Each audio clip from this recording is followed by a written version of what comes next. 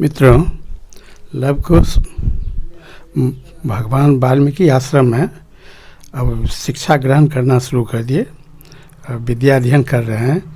महर्षि वाल्मीकि बहुत ज़्यादा उस बच्चा सबसे लगाव रखे हुए हैं और वह लव कुश भी बहुत तन-मन से विद्या अध्ययन करने लगा है।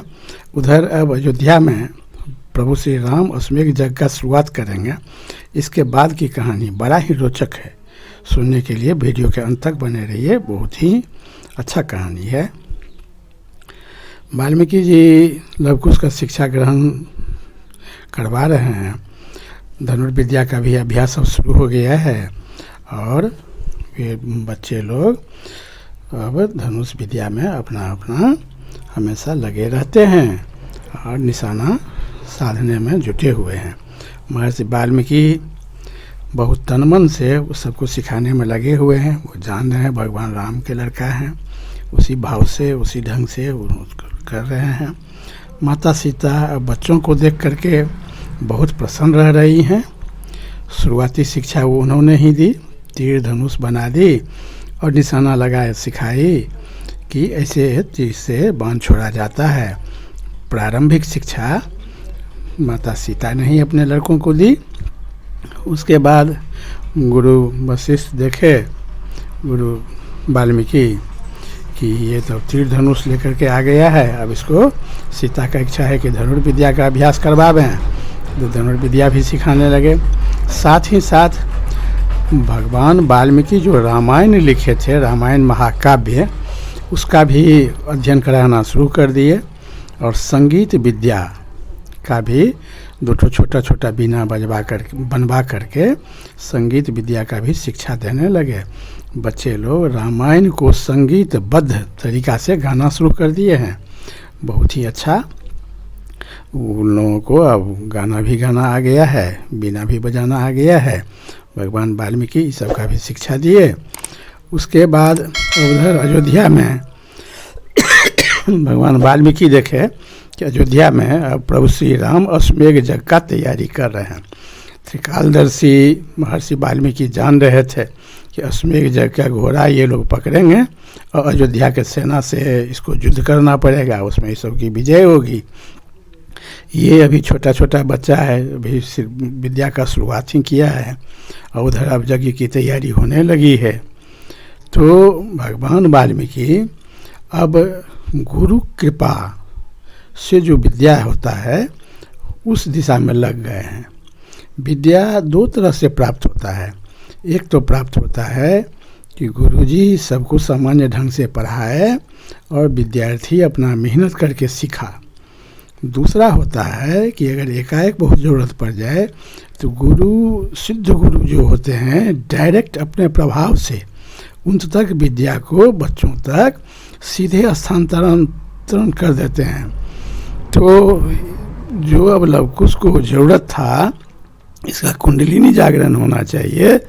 भगवान वाल्मीकि सीधे अपने मन से उसके मन का तार जोड़ करके सीधे उस तक अपने विद्या को हस्तांतरण करना शुरू कर दिए।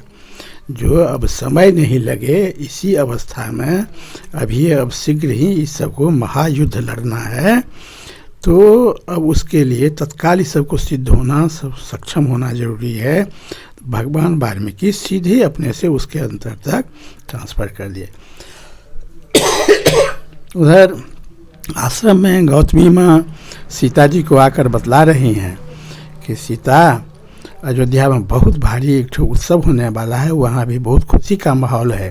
ये बात सुन करके सीता माता को बहुत प्रसन्नता हुई, हृदय से उनको प्रसन्नता हुई। अयोध्या का खुशखबरी सुन करके पूछी कि क्या बात है वहाँ।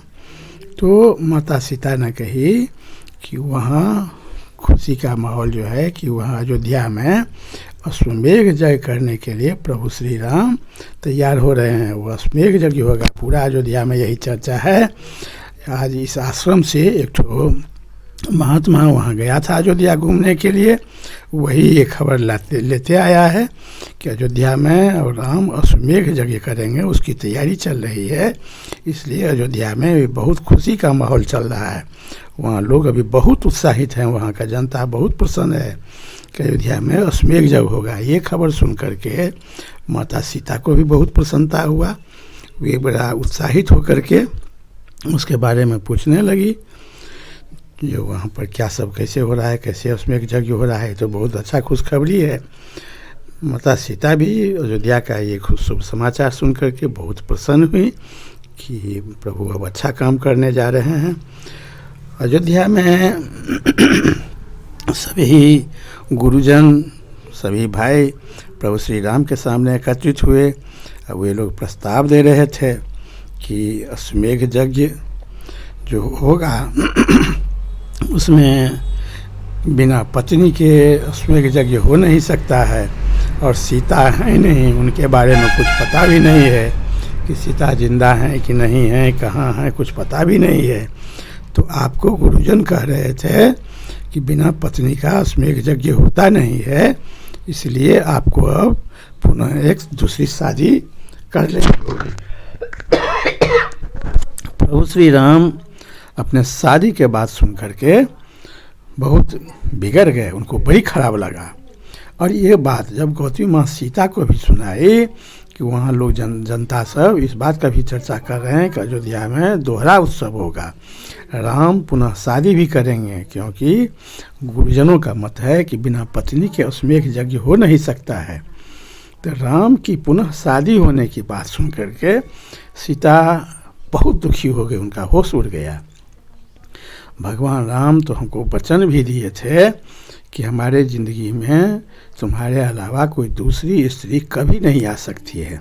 तो भगवान राम पुनः शादी करेंगे। मैं यहाँ वन में अभी ज़िंदा ही हूँ, वन में हूँ, और वह शादी करेंगे। तो शादी की बात सुन करके सीता माता को हृदय में बहुत बड़ा चोट लगा, अब बहुत दुखी हो गई। किंतु प्रभु श्री राम पर में इतना आस्था था और कर ही क्या सकती थी। किंतु उनके माता सीता के हृदय में इस बात को सुन करके बहुत ज़्यादा तकलीफ़ हो गया। राम दूसरी शादी करेंगे, और प्रभु श्री राम भी इस बात को सुन करके जब उनको कुछ महात्मा लोग बतलाए कि आपको शादी करनी होगी, तो राम भी इससे बहुत दुखी हो गए, मर्माहत हो गए। उनको भी ये बात सब याद पड़ा कि हम तो सीता को वचन दिए थे कि हमारे ज़िंदगी में तुम्हारे अलावा कोई दूसरी स्त्री कभी नहीं